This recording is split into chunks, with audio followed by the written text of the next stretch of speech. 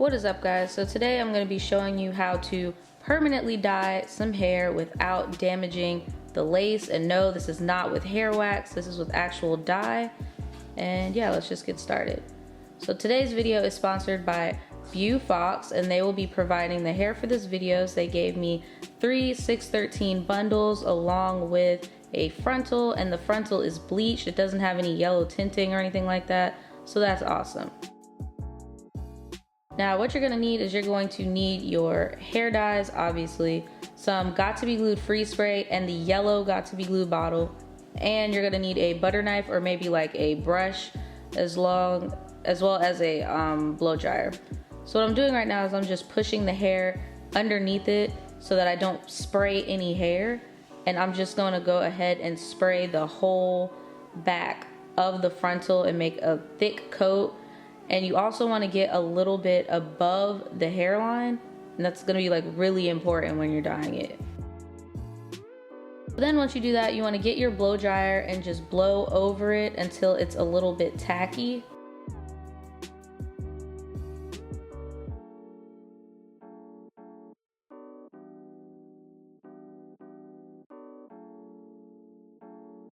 Once that's done, then you're going to want to get your got to be glued and make a layer over the same areas that you sprayed with the hairspray. Then you're going to get the butter knife and just smear it in. Try not to be too heavy handed with this. If you are, it doesn't really matter, but I just find that it's better when you do light strokes on it, and you're going to fill the whole area as well as a little bit above the hairline.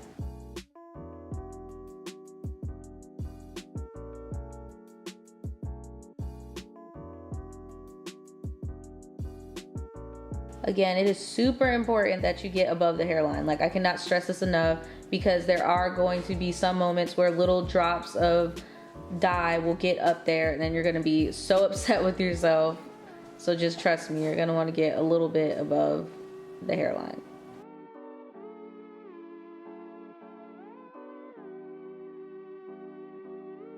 And then you're gonna repeat this step and just blow dry it again. It does not have to be completely hardened or anything, just a little bit tacky.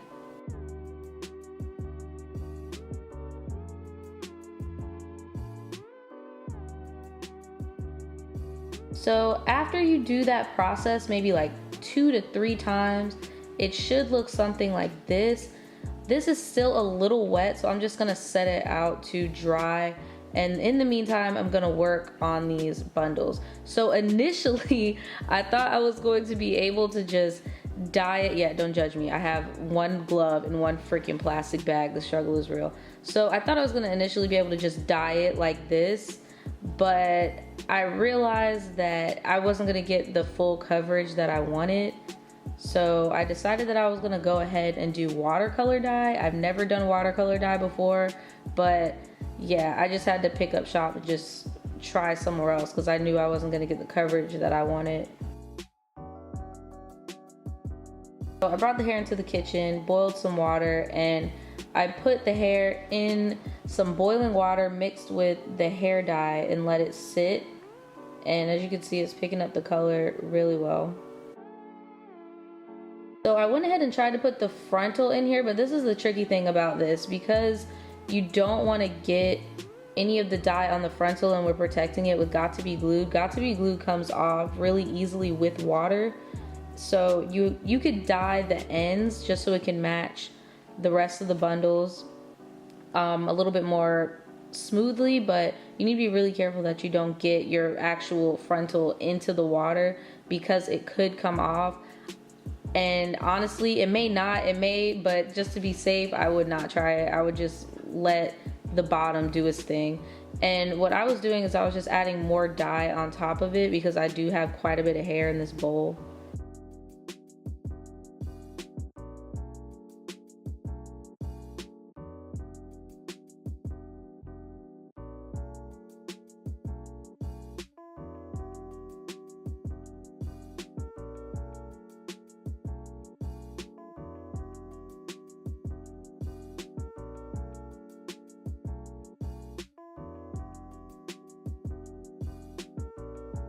So this is what it looks like so far. It's pretty vibrant and it pretty much matches. I'm not too concerned about it not matching the other hair because it is very vibrant. It's just I didn't want to chance it and get it on the frontal, so I just turned it around and everything is cool.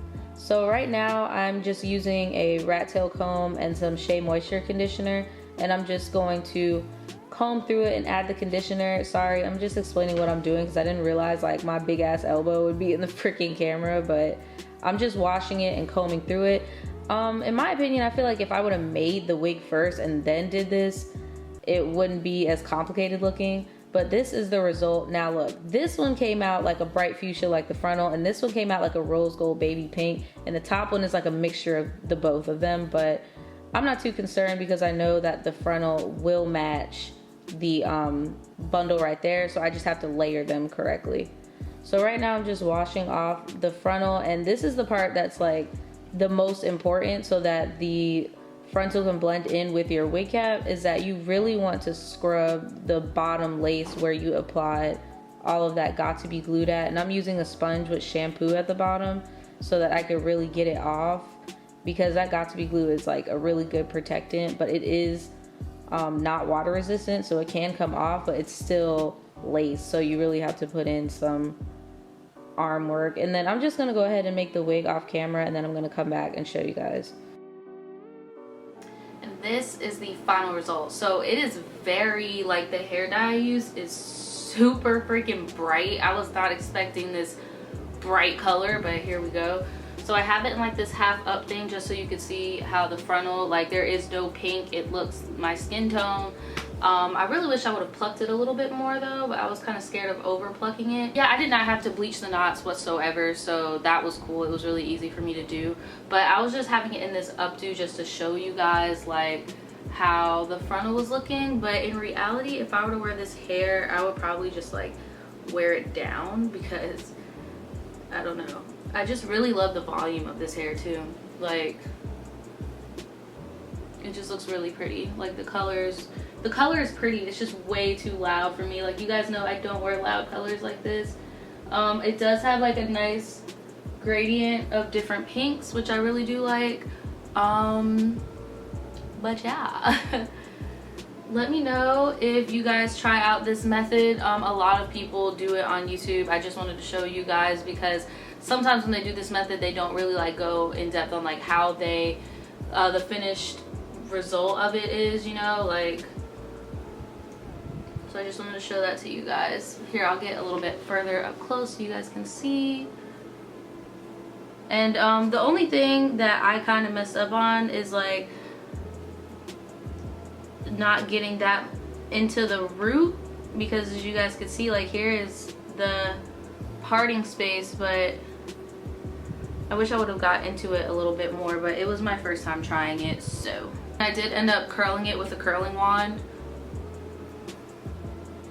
But yeah, I'm loving this. I thought the hair was gonna be shorter than what it was, but that's cool too. I could always cut it later if I wanted to, but I love this. Let me know if any of you guys at home try this. It was kind of time consuming, I'm not gonna lie to you guys, so this is not something I would do like for like a quick little I gotta go out tonight type of thing. Like, I would do this in advance if you want to try this. And yeah, that's pretty much it. I will see you guys next time. Bye.